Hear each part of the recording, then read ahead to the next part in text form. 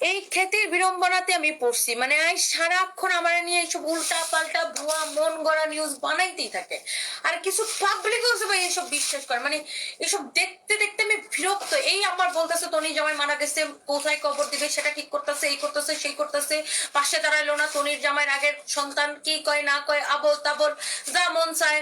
তনির জন্য ডিভোর্স হলো, এই হলো সে হলো, তনি জামাই মারা গেল ব্যাংককে না বাংলাদেশে, বাংলাদেশের হসপিটালে মারা গেল, একবার কয় ব্যাংককের হসপিটালে মারা গেল, আবার বলে আমার সাথে ফাহিমের প্রেম, আমি ইয়ং ছেলে বিয়ে করবো। কি বলে না বলে আপু, মানে কোন যন্ত্রণার মধ্যে আছে। আর কিছু আবাইল্লা পাবলিক আছে আবার এগুলাই বিশ্বাস করে, এইসব ফেক ভিউজে বিশ্বাস করে, ফেক নিউজে বিশ্বাস করে। মানে আমি যাবোটা কোথায়, আমি বিরক্ত।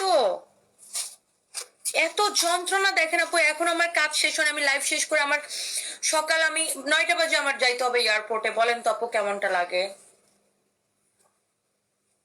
খুব যন্ত্রণার মধ্যে আছে আপু। যাই হোক, থ্যাংক ইউ, সবাই ভালো থাকেন, দেখা হবে ইনশাল্লাহ।